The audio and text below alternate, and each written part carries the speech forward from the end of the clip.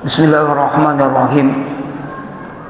Assalamualaikum warahmatullahi wabarakatuh.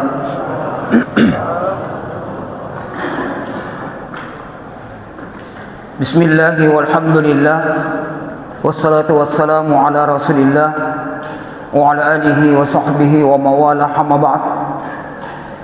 Faqala ta'ala bi kitabihil karim, a'udzu billahi minasy syaithanir rajim. Bismillahirrahmanirrahim. Innama amwalukum wa auladukum fitnah wallahu innahu ajrun azim.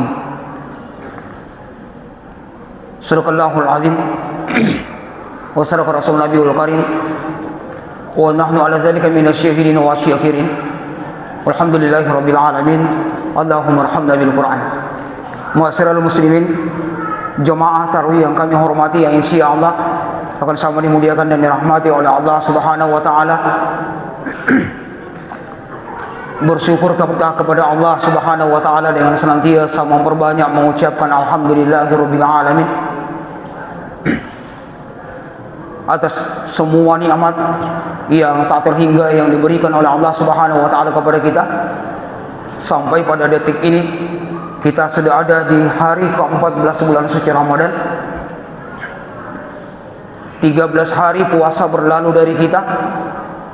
Semoga yang berlalu ini tidak berlalu sia-sia, sehingga kita tidak termasuk dalam orang yang pernah disampaikan oleh Nabi sallallahu alaihi wasallam, raghiba an fi rajulin dakhala alaihi ramadana fansalakha wa lam yughfar lahu. Celaka orang yang berjumpa dengan Ramadan, lalu Ramadan berlalu darinya sementara dosa-dosanya belum diampuni oleh Allah Subhanahu wa taala. Kalau di Ramadan kita tidak berhasil mendapatkan maghfirah, ampunan dari Allah Subhanahu wa taala, maka para ulama mengatakan apatah lagi di bulan-bulan yang lain. Ramadan ini adalah bulan maghfirah yang oleh Nabi sallallahu alaihi wasallam pun yang menjanjikan kepada kita, man shoma ramadana imanan wa ihtisaban ghufira lahu ma taqaddama min dzanbi. Siapa yang berpuasa di bulan Ramadan semata-mata karena dorongan keimanan, mencari, mengharap ridha Allah Subhanahu wa taala, Allah mengampuni dosa-dosanya yang telah lampau. Dalam hadis riwayat Tirmizi ditambahkan dengan redaksi ghufira lahu ma taqaddama min dzanbi wa ma ta'akhkhar. Allah mengampuni dosa-dosanya yang telah lampau dan yang akan datang.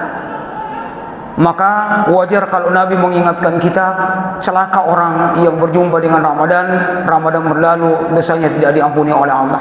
Hadirin yang dimuliakan oleh Allah Subhanahu wa taala, sesuai dengan amanah panitia, topik kita pada malam hari ini pentingnya mendidik generasi bertakwa.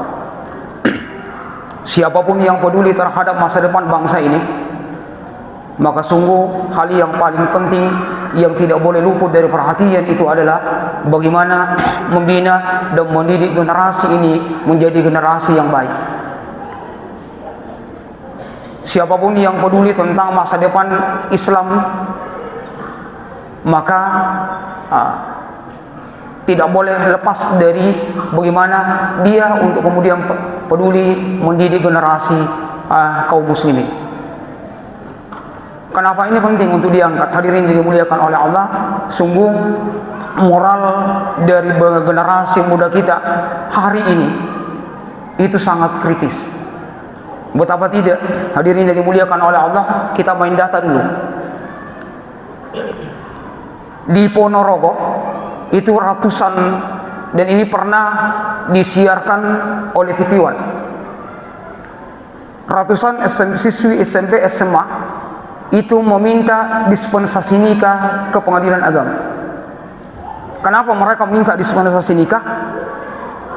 Karena usia mereka menurut undang-undang pernikahan itu belum bisa untuk menikah. Tapi mau tidak mau mereka harus menikah. Kenapa? Karena banyak di antara mereka yang sudah hamil di luar nikah.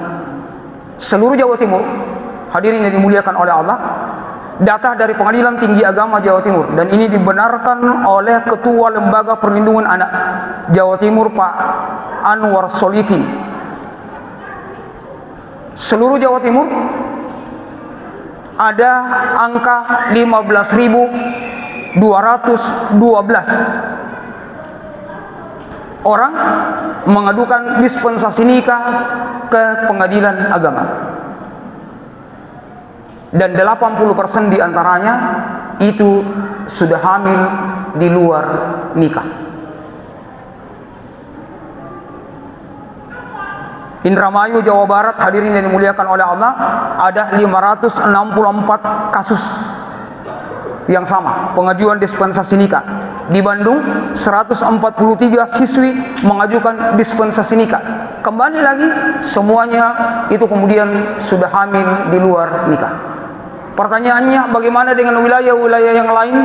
Maka insya Allah keadaannya sama. Kenapa? Sistem yang mengaturnya juga sama, keadaan masyarakatnya sama. Dan kita hadirin yang dimuliakan oleh Allah dikagetkan, misalnya untuk Sulawesi Selatan, kita dikagetkan akhir tahun lalu siswa SMA di Kabupaten Bantaeng kemudian melakukan mutilasi terhadap pacarnya di tempat permandian atau di daerah rekreasi di Bantaeng, salah satu dari tempat rekreasi di Bantaeng. Itu remaja anak SMA, hadirin yang dimuliakan oleh Allah. Ini baru satu kasus, baru terkait dengan pergaulan bebas, belum narkobanya, hadirin yang dimuliakan oleh Allah. Narkoba jauh lebih tinggi. Bahkan narkobanya bukan hanya ada pada usia SMA, SMP, SD bahkan ada. Akhlak, bagaimana akhlaknya mereka, itu juga kemudian luar biasa memprihatinkan. Satu contoh kasus, hadirin yang dimuliakan oleh Allah. Beberapa waktu yang lalu saya ingin mengisi acara di sebuah tempat, kebetulan tempatnya masuk di lorong, malam lagi. Saya sudah keliling-keliling cari alamatnya, belum ketemu.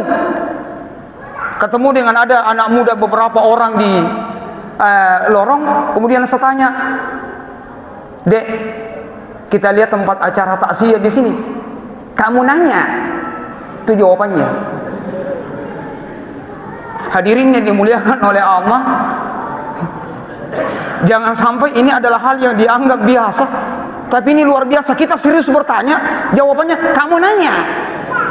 Dalam hatiku, untungnya pakai ustaz kabo. Seandainya tidak pakai ustaz, ku kipas ki. Orang serius. Dan mohon maaf, jangan sampai anak itu diantar di hadapan orang tua, kita bertanya sama mereka, jawabannya juga begitu. Kamu nanya. Bagaimana nih? Buki jengkel. Astagfirullah. Hadirin yang dimuliakan oleh Allah, ini di antara deretan-deretan masalah yang sekarang ini menghantui generasi kita. Sekarang pertanyaannya, kenapa itu harus terjadi kepada mereka? Apa masalahnya? Penyebabnya cuma satu, hadirin yang dimuliakan oleh Allah. Apa itu? Minimnya pemahaman agama di antara mereka. Persoalan agama bukan lagi persoalan yang penting di kalangan anak-anak muda kita. Mereka sudah disibukkan dengan berbagai macam acara. Apalagi pasca acara online sekolah, kampus, hadirin yang dimuliakan oleh Allah, mereka semakin jauh dari agama.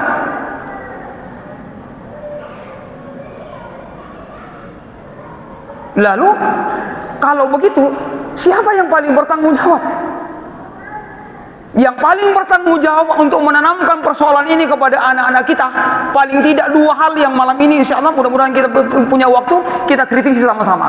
Yang pertama adalah dunia pendidikan, yang kedua adalah keluarga. Kita lihat sama-sama. Kenapa minim pendidikan agama? Itu dari apa masalahnya dari dunia pendidikan? Dunia pendidikan kita juga semakin jauh dari nilai-nilai agama. Terkesan kurikulum yang ada adalah trial and error. Belum selesai, belum didapatkan mutu yang terbaik dari KTSP misalnya, diganti dengan kurikulum 2013. Belum kurikulum 2013 hasilnya, jangankan dapat hasil, Sekolah-sekolah masih banyak sekolah yang kemudian belum maksimal melakukan, diganti dengan kurikulum merdeka. Hadirin yang dimuliakan oleh Allah, dan semakin ke sini dalam kurikulum merdeka, ternyata kata-kata agama semakin jauh dari pendidikan kita. Semakin jauh. Dari tahun 2003, hadirin yang dimuliakan oleh Allah, sampai 2014, saya pernah aktif di kampus untuk mengampu dosen pendidikan agama Islam di beberapa perguruan tinggi swasta di kota ini. Dalam setiap tahun ajaran baru saya temukan, dalam satu kelas 40, 45, ternyata hadirin yang dimuliakan oleh Allah, ini sangat memprihatinkan. Dari 40 ada sampai 6, 7 orang yang kemudian belum bisa membaca Al-Quran. Kenapa? Di mana mereka mau belajar? Lihat saja, jujur dan perhatikan dengan baik jadwalnya anak tak. Pendidikan agama mereka dapatkan di mana? 2 jam SD satu pekan, 2 jam SMP setiap pekan, 2 jam SMA setiap pekan. Kuliah mereka hanya belajar pendidikan agama 2 SKS. Saya tidak tahu yang sekarang ya. Yang jelas waktu saya mengajar pendidikan agama 2 SKS. Saya hanya mengajar pada semester awal. Semester 2 libur. Tidak pernah belajar agama sampai selesai. Terus kita mau berharap untuk kemudian mendidik pendidikan agama dari sana, ini yang kemudian membuat peran itu menjadi hilang. Yang kedua, peran keluarga. Setelah sekolah, pendidikan hilang agamanya, ternyata itu juga berimbas kepada keluarga. Betapa banyak keluarga muslim sampai hari ini yang kemudian tidak sadar bahwa sungguh agama itu adalah hal yang penting bagi anak-anak mereka. Orang tua dengan kesibukan, dengan alasan kesibukan masing-masing dan lain sebagainya, maka ini kemudian peran mendidik anak itu menjadi hilang. Mohon maaf Bapak Ibu yang hadir pada malam hari ini, mari kita evaluasi sama-sama diri kita. Jujur, berapa persen di antara kita yang hadir pada malam hari ini yang kalau telepon sama anaknya yang sudah balik, sudah besar-besar, tidak ada di rumah, kemudian ditelepon, ditanyakan, yang ditanyakan apa? Nah, di mana Ki sekarang sudah Ki sholat? Berapa persen di antara itu orang tua yang ada saat ini, hadirin yang dimuliakan oleh Allah, yang khawatir kalau anaknya kemudian tidak sholat, khawatir kalau anaknya tidak menutup aurat, khawatir kalau anaknya tidak bisa baca Quran? Berapa persen?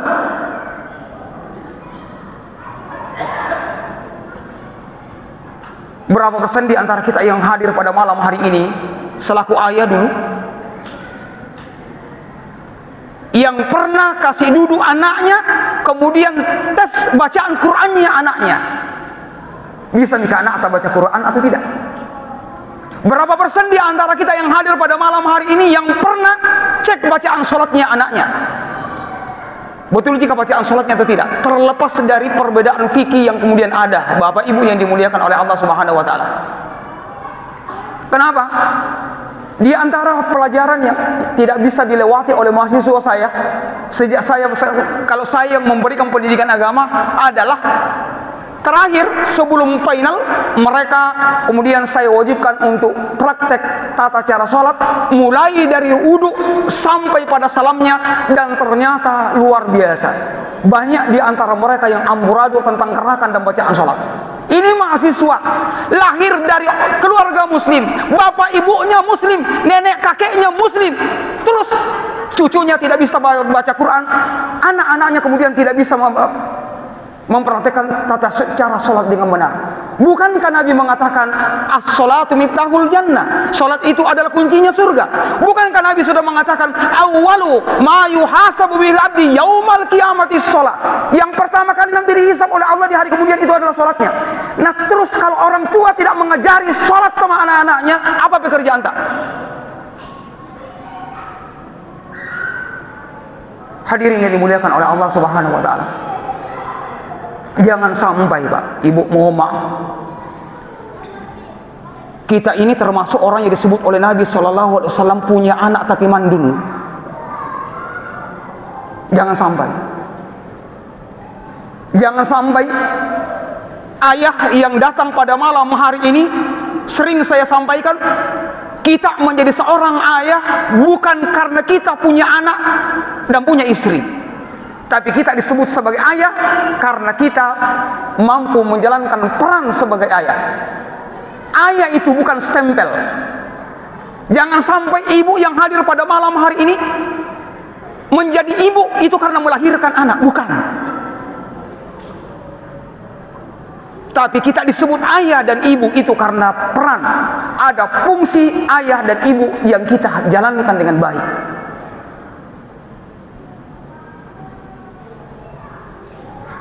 Saya pernah mengurus jenazah orang kaya, Pak, Ibu. Waktu saya sampai ke rumahnya, saya mau siap-siap untuk memandikan. Terus saya minta sama keluarga, adakah keluarga yang bisa bantu saya untuk mandikan beliau? Nabi bilang semua, kita mau saja Ustaz. Padahal anaknya Adam, menantu 3, laki-laki, lalu kemudian anak laki-lakinya 1 orang. Saya mandikan beliau bersama dengan marbot. Setelah itu kemudian kami kapani, solati, antar ke kubur. Di jalan itulah sopirnya kemudian bicara sama saya. Saya naik mobil Alphard, Pak Ibu, seumur-umur barusan pakai Alphard, seumur-umur. Untung kesudian. Di atas Alphard itu kemudian sopirnya bicara, Ustaz, ternyata gampang sekali kalau Allah mau mengambil dan menghentikan nikmat dari seseorang. Nih, saya bilang, kenapa memang Pak? Nabi bilang, Ustaz, kita tahu ini mobil yang kita tempati belum cukup 1 tahun diberikan sama anaknya, padahal beliau punya mobil 2. Dia bilang di rumah itu ada Fortuner, ada Pajero, itu yang dipakai oleh beliau. Tapi karena anaknya mau, dibelikanlah itu Alphard. Hadirin yang dimuliakan oleh Allah, ternyata waktu meninggal beliau di ambulans, kita yang pakai Alphard. Bukan Alphard yang dipakai antar jenazahnya ke kuburan. Hadirin yang dimuliakan oleh Allah Subhanahu wa taala, saya tahu mengerti bahwa ini orang kaya luar biasa ternyata. Yang saya ingin sampaikan adalah, harusnya kalau ada orang tua yang sekarat, yang membantu orang yang sekarat itu adalah anaknya atau keluarga terdekatnya. Itu yang diminta oleh Nabi SAW. Ajarilah orang yang sekarat di antara kalian dengan la ilaha illallah. Harusnya di situ. Tapi ternyata peran itu hilang.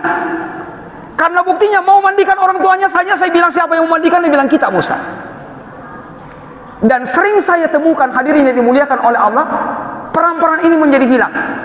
Saya kebetulan sering masuk rumah sakit, dipanggil oleh keluarga jemaah, itu Ustaz, tolong saya ikut ke rumah sakit, ada keluargaku yang sekarat, masuk lagi di dalam. Hadirin yang dimuliakan oleh Allah, sekarang kalau kita masuk di rumah sakit itu untuk ruangan-ruangan yang mengerikan. Kenapa mengerikan? Satu kedengaran bunyi ting tung ting ting ting ting, begitu saja. Orang sekarat. Ternyata yang mengaji di sampingnya orang sakit sekarang, hadirin yang dimuliakan oleh Allah, kebanyakan bukan keluarganya. Siapa yang mengaji di samping orang sakit? Siapa kira-kira Pak? Diputarkan murattal.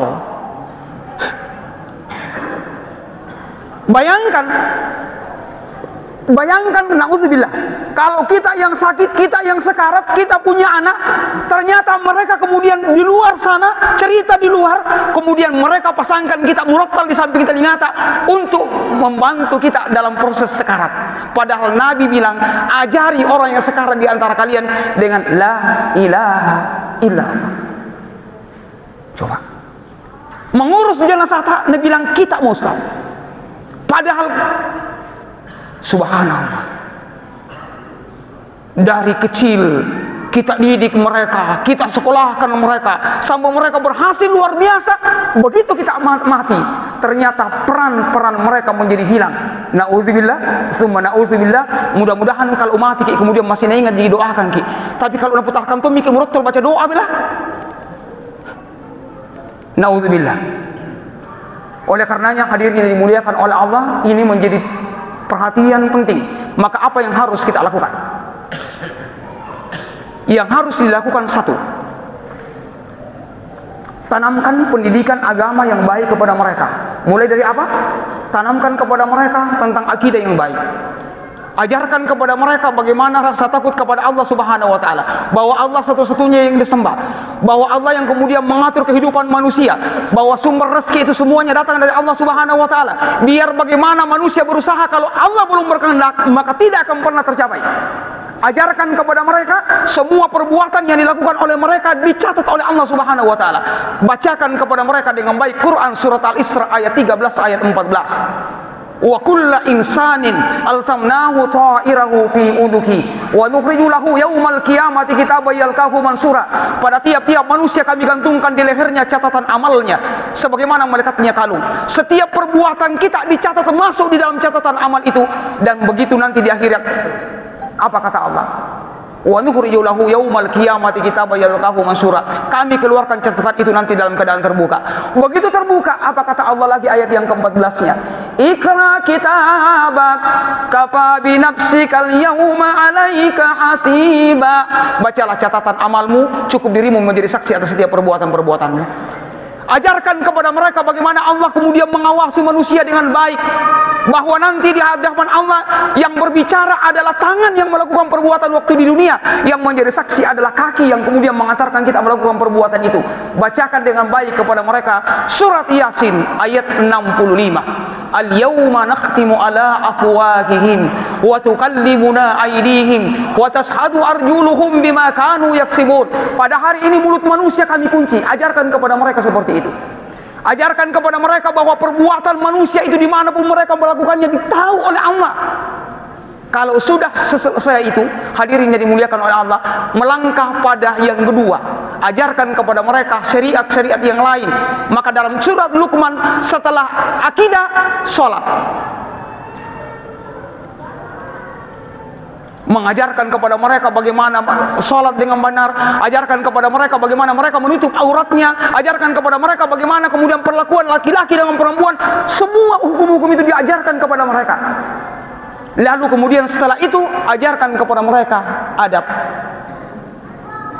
Bagaimana mereka kemudian bicara kepada orang yang lebih tua, bagaimana mereka bicara kepada orang yang kemudian lebih muda, bagaimana mereka untuk kemudian menghargai orang lain.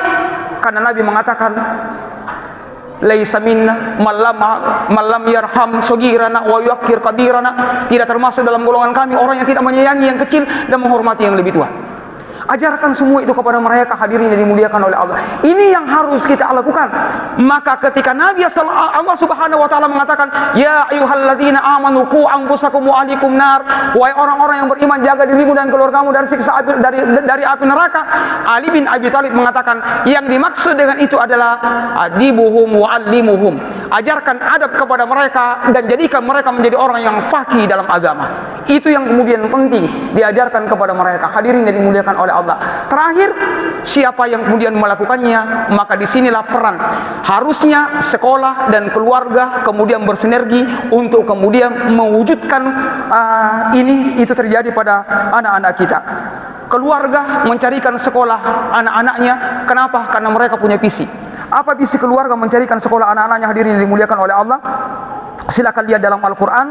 Harusnya yang menjadi visi kita berkeluarga itu adalah udkhulunal jannata antum wa azwajukum tukhbarun. Masuklah kalian ke dalam surga, kamu dan istri-istrimu, anak-anakmu itu akan digembirakan oleh Allah Subhanahu wa taala. Visi seorang muslim itu, hadirin yang dimuliakan oleh Allah, membangun keluarga adalah sehidup sesurga. Saya ulangi, visi keluarga muslim itu adalah sehidup sesurga. Kebahagiaan satu keluarga adalah ketika kelak semuanya dikumpulkan oleh Allah bersama dengan bapaknya, istrinya, anak-anaknya, bahkan cucu-cucunya masuk ke dalam surga Allah Subhanahu wa taala. Semoga hadirin yang dimuliakan oleh Allah, kita bisa termasuk di dalamnya, dan mudah-mudahan Ramadan ini membuat kita menjadi orang yang kemudian semakin semangat dan kemudian semakin takut terkait dengan anak-anak kita, meninggalkan mereka dalam keadaan yang lemah di belakang hari. Demikian yang bisa kami sampaikan. Terima kasih atas segala perhatian. Wallahul muwaffiq ila aqwamit thariq. Assalamualaikum warahmatullahi wabarakatuh.